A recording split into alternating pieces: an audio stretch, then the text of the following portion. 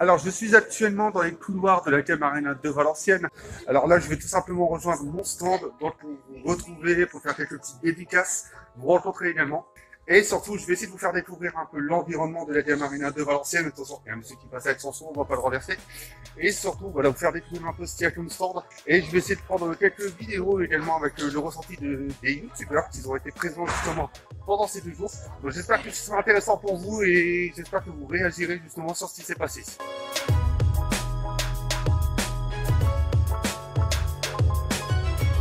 Voici mon stand, donc on voit Paroditz, on voit Jodel Book, mais on voit pas Avimobile. Donc ils ont oublié l'affichette vu que en fait mon stand c'était un petit peu la dernière minute. Je suis actuellement, tant qu'il n'y a pas trop de monde, au stand de machine 3D.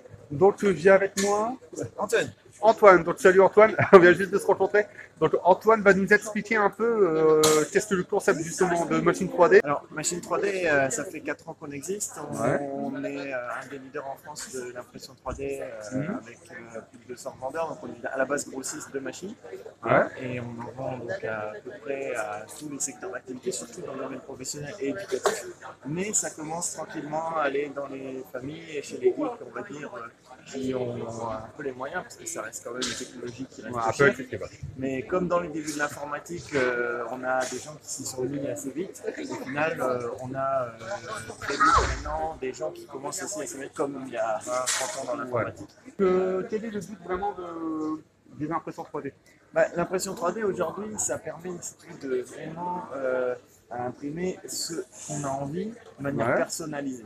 Alors, certes, ça reste un peu cher, mais quand même, on a des capacités d'impression qui maintenant nous permettent de faire des choses qui commencent à chatouiller ceux qui fabriquent des figurines. Voilà, une petite figurine de Batman. Voilà. Ou même Games Workshop, avec des imprimantes à résine, on est avec des niveaux de détail qui sont, je pense, assez satisfaisants. On va parler professionnel, c'est vraiment le grand public. Alors, c'est bien ça? Voilà, pour la fin de l'année, on aura une imprimante grand public qui est capable d'avoir ce niveau de qualité, avec surtout un usage simplifié, parce qu'on ne peut pas tous être ingénieurs et tous être techniciens dans l'impression 3D. Donc on a développé un produit pour 500 € qui rassemble un peu toutes ces conditions. Alors c'est encore secret, donc là vraiment c'est quasiment de l'exclu. Ça va plus l'être, c'est de l'exclu, voilà. Et ici on a un petit scanner 3D qui est en fait maintenant déjà quasiment intégré dans l'iPhone. Ça fonctionne, c'est le système Kinect, c'est ça? Alors c'est quasiment une Kinect, c'est portable et ça s'utilise comme ça, voilà. Et vous pouvez vraiment scanner, là on a des figurines, enfin des gens de cosplay, vous pouvez les scanner et refaire la figurine du cosplayer de manière donc ça c'est vraiment sympa, c'est vrai que pour les utilisateurs lambda ça peut être vraiment sympa. Donc tu m'avais dit justement que tu en as une sortie fin d'année.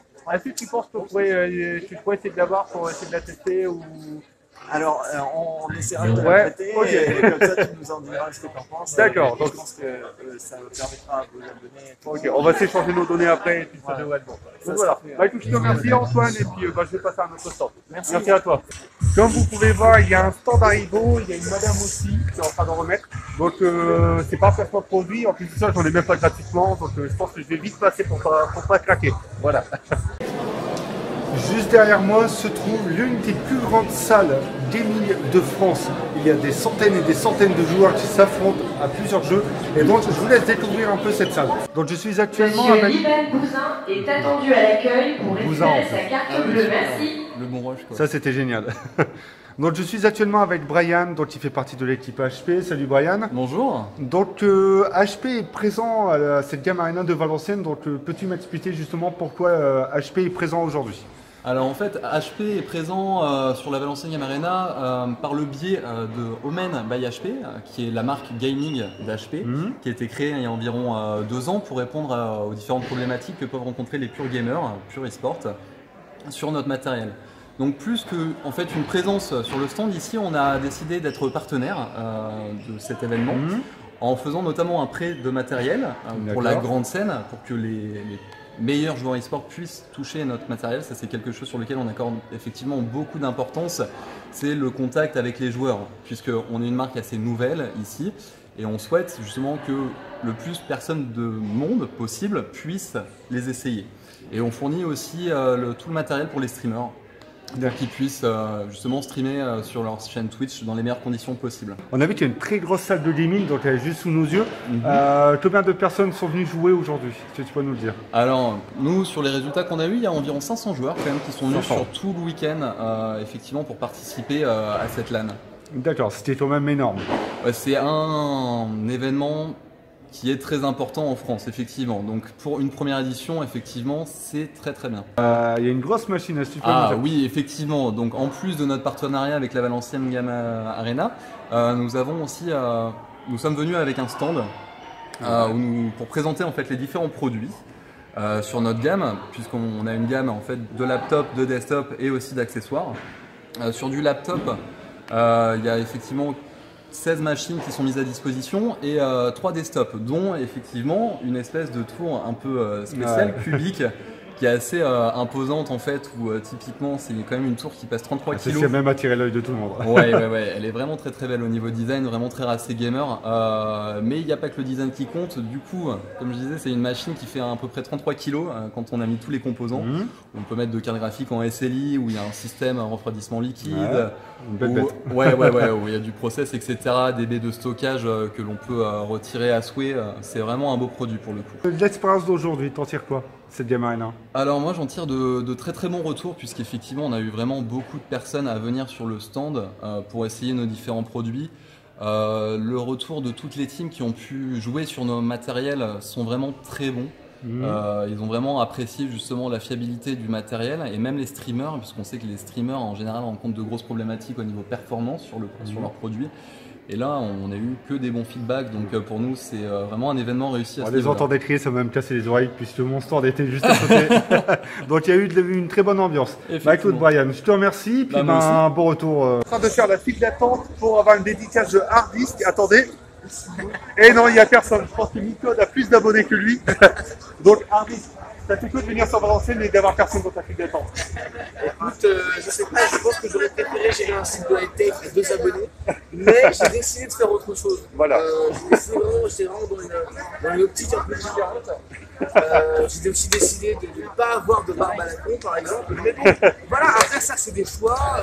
Exactement. Voilà, je pense qu'il faut respecter son prochain. Bon, après, c'est vrai qu'en parlant de respect, Micode signe une dédicace à Pikachu avec un casque de Deadpool.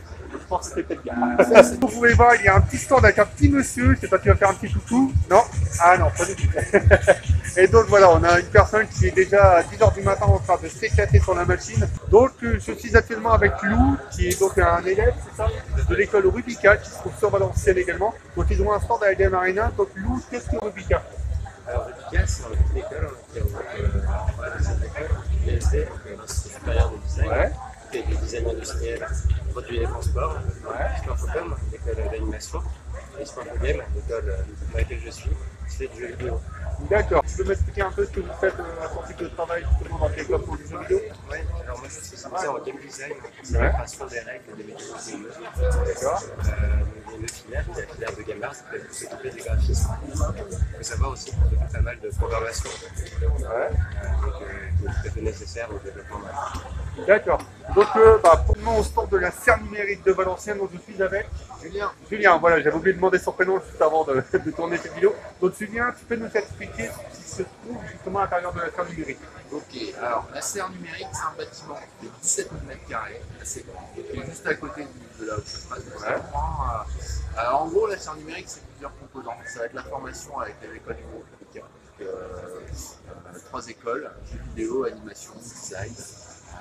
On a également une pépinière, un incubateur d'entreprise, qui porte des projets plutôt dans ce qu'on appelle la création numérique, c'est-à-dire là où le numérique va intervenir que ce soit dans l'audiovisuel, dans le jeu vidéo, dans l'applicatif, etc.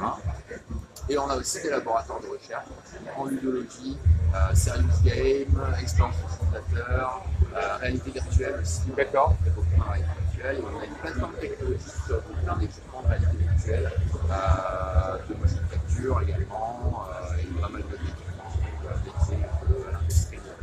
D'accord. Donc ça a l'air super intéressant. Donc comme là, cool. Ouais, je vois ça. Là on parle avec passion. Donc je vais essayer de vous faire un petit reportage un de ces jours justement sur la CERN numérique. Donc je vais essayer d'organiser ça. En tout cas, je te remercie Julien pour ce petit moment. Puis j'espère te dire à bientôt pour quand on se voit là-bas. Ça roule. Salut. Tout à fait. Qu'est-ce que tu as pensé de Valenciennes? Je m'ai occupé à faire un dessin, mais je vous contacterai avec mon service de presse très prochainement. Merci artiste. Je suis avec Micode. Bonjour. Donc Micode. Ouais. Là c'est pas du placement de chaîne YouTube.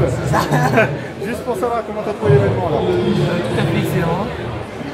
Bon délire, l'ambiance pas trop bon. Voilà. Valenciennes, t'en penses quoi? Ce qui est Valenciennes quoi finalement. C'est cohérent. Donc il n'y a pas eu le temps de visiter parce qu'il n'y a pas de temps. Ah oui, écoute, la place d'armes, tout ça quoi. Non, c'est pas. En tout cas, c'est une super rencontre encore une fois et bah, je te dis à bientôt. On va pouvoir lancer